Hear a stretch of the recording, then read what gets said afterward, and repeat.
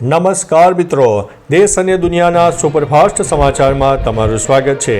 Statue of યુનિટીએ તોડ્યો record, પ્રવાસીઓનું ઘોડાપુર ઉમટી પડ્યું। દુનિયાની સૌથી ઊંચી પ્રતિમા સ્ટેચ્યુ ઓફ યુનિટી દિવાળી વેકેશનમાં પ્રવાસીઓનું પ્રિય સ્થળ બન્યું। તાજેતરમાં અત્યાર સુધીમાં 5 લાખ પ્રવાસીઓએ મુલાકાત લીધી, જેમાં પરમ દિવસે એક જ દિવસમાં 65,000થી વધુ પ્રવાસીઓ નોંધાયા। સ્ટેચ્યુ ઓફ યુનિટીએ ગત વર્ષનો રેકોર્ડ પણ તોડી નાખ્યો છે અને 2018થી અત્યાર સુધીમાં 3.5 કરોડ પ્રવાસીઓ આવી ચૂક્યા છે। પ્રવાસીઓ વ્યૂ ગેલેરી સહિત જંગલ સફારી અને રિવર રાફ્ટિંગ માટે બુકિંગ પણ કરાવી રહ્યા છે। મિત્રો, અન્ય મહત્વના સમાચારની વાત કરીએ તો સિલદના જાયફળ ફાર્મ હાઉસ પર પોલીસના દરોડા, હુક્કા અને દારૂ જપ્ત કરવામાં આવ્યો છે। અમદાવાદના સિલદમાં આવેલા જાયફળ ફાર્મ હાઉસમાં ચાલી રહેલી દારૂની મહેફિલ પર બોપલ પોલીસે દરોડા પાડ્યા। પોલીસે સ્થળ પરથી 6 મહિલાઓ સહિત 11થી વધુ નબીરાઓને ઝડપી પાડ્યા। મળતી માહિતી મુજબ આ પાર્ટીમાં હુક્કા અને દારૂ મળી આવ્યા છે। પોલીસે દારૂના સેવન કરનારાઓના મેડિકલ રિપોર્ટ કઢાવ્યા છે અને ફાર્મ હાઉસમાં કોની પરવાનગીથી પાર્ટી ચાલી રહી હતી તે અંગેની તપાસ હાથ ધરી છે। મિત્રો, અન્ય મહત્વના સમાચારની વાત કરીએ તો ભારત પાકિસ્તાન 2002માં યુદ્ધની અણી ઉપર હતા।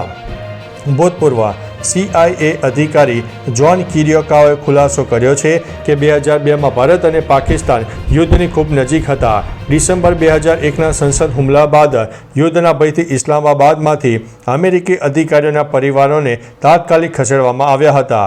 કિરિયોકાઓના મતે સંસદ અને મુંબઈ હુમલા પછી ભારતે ધૈર્ય રાખ્યું, પણ હવે ભારતે સુનિશ્ચિત કરવું જોઈએ કે તેના સંયમને નબળાઈ તરીકે જોવામાં ન આવે।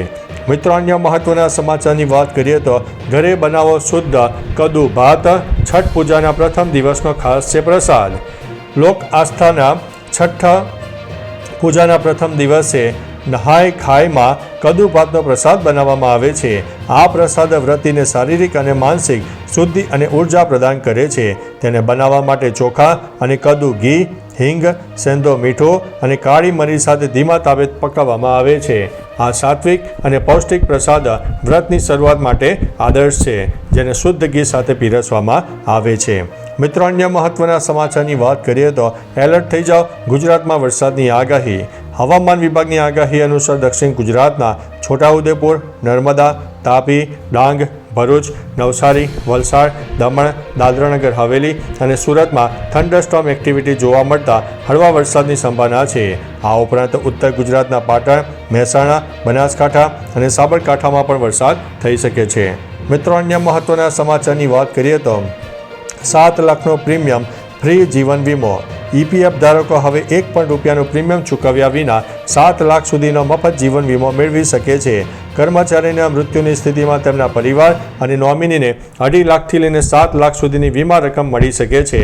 આ રકમની ગણતરી છેલ્લા 12 મહિનાના સરેરાશ પગારના આધારે કરવામાં આવશે। આ ક્લેમ EPFO પોર્ટલ પર death claim filing by beneficiary દ્વારા કરી શકાય છે। મિત્રો, અન્ય મહત્વના સમાચારની વાત કરીએ તો SBI બેંકની ઓનલાઈન સેવાઓ ગઈકાલે 25 ઓક્ટોબરે બંધ રહી। બપોરે 1:10 થી 2:10 સુધી તે બંધ રહી હતી। બેંક દ્વારા જાળવણી કાર્ય હાથ ધરવામાં આવનાર હોવાથી UPI, IMPS, યોનો, NEFT અને RTS જેવી સેવાઓ અસ્થાયી રૂપે સ્થગિત કરવામાં આવી હતી। બેંકે ગ્રાહકોને આ સમયગાળા દરમિયાન ATM અને UPI લાઇટ સેવાઓનો ઉપયોગ કરવાની સલાહ આપી હતી। સેવાઓ બપોરે 2:20 ફરીથી સામાન્ય થઈ ગઈ હતી।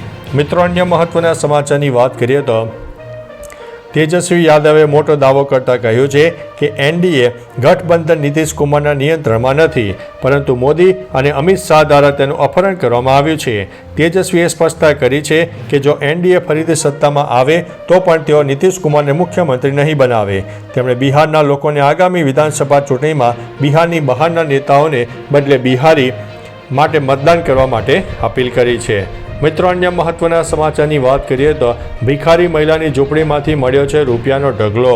ઉત્તરાખંડના મેંગલોરમાં 13 વર્ષથી ખાલી જમીન પર ઝૂંપડી બનાવીને રહેતી એક દિવ્યાંગ ભિખારી મહિલાની ઝૂંપડી હટાવતા તેના થેલામાંથી 1 લાખની રોકડ મળી આવી છે। નોટ અને સિક્કાનો આ મોટો ઢગલો જોઈને જમીનના માલિક અને સ્થાનિક લોકો આશ્ચર્યચકિત થઈ ગયા। હાલમાં આ રકમ એક વ્યક્તિની દેખરેખ હેઠળ છે અને ગામ લોકો હવે મહિલાને રહેવાની વ્યવસ્થા કરવામાં વ્યસ્ત છે।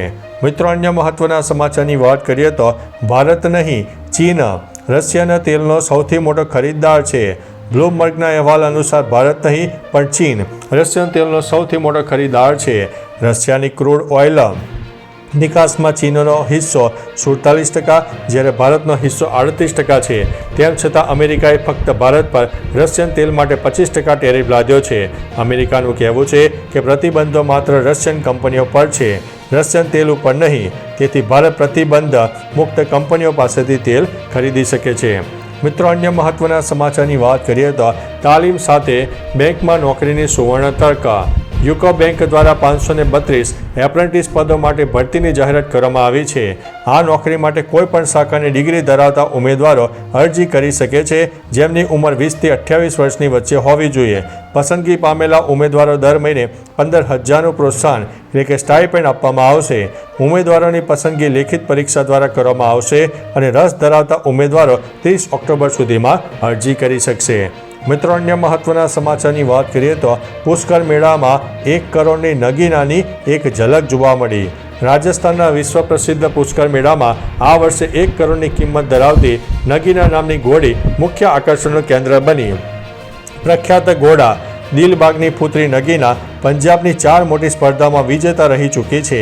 31 મહિનાની નગીનાની શાનદાર ચાલ અને ચમકદાર કાયા જોવા માટે મેળામાં પ્રવાસીઓની ભારે ભીડ ઉમટી રહી છે. મિત્રો, અન્ય મહત્વના સમાચારની વાત કરીએ તો શું ખજૂરભાઈ ચૂંટણી લડશે? કોમેડિયન અને જાણીતા સામાજિક કાર્યકર નીતિન જાની ઉર્ફે ખજૂરભાઈ રાજકારણની પીચ પર ઝંપલાવા જઈ રહ્યા છે.